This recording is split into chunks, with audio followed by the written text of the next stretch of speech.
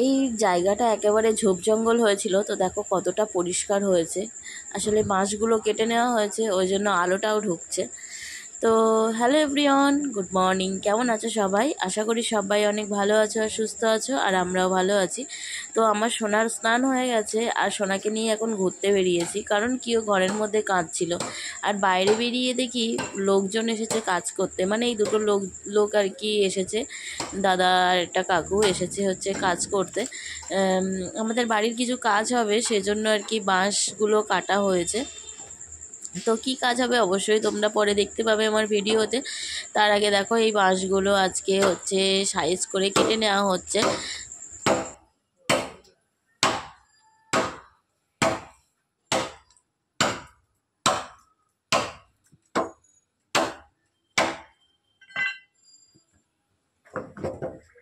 তবে বাড়ি থেকে এত বাঁশ যে মানে গাছ কাটা হবে এটা আমি ভাবতেই পারিনি, মানে এতগুলো বাঁশ।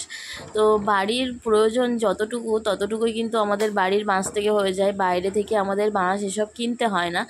তো যাই হোক, বেশ ভালো লাগে বাড়ির যে কোনো জিনিস হলে না, বেশ ভালো লাগে। আমার তো খুবই ভালো লাগে। আর আমাদের কিন্তু সারা বছরের জ্বালানিও হয়ে যায় প্রায়, কারণ বাড়ির এই বাঁশ গাছ রয়েছে।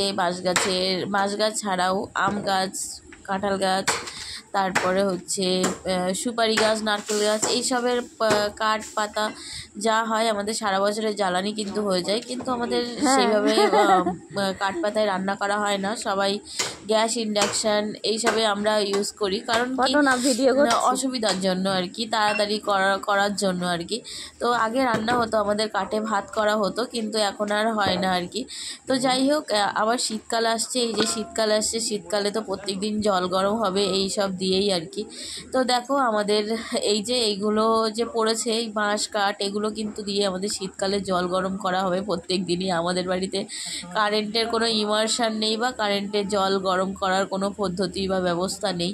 তো আমরা এই কাঠ পাতা দিয়েই কিন্তু জল গরম করি। তো দেখো এই যে বাঁশঝাড়ের বাঁশগুলো কাটা হয়ে গেছে বলে এখানটা বেশ আলো হয়ে গেছে, না হলে এখানটা না অন্ধকার হয়ে থাকে। তো যাই হোক, আর আমি এখন এসেছি ছাদে। আর এই যে ছাদে এসে ফোনটাও নিয়ে এসেছিলাম আর কি। আর দেখো এই যে ড্রেসটা দেখতে পাচ্ছ, এটা আমার সোনার ড্রেস, তোমরা দেখে বুঝতেই পারছো, খুব ছোট্ট একটা ড্রেস। তো এটা ওর পিপিন দিয়েছে। তো এই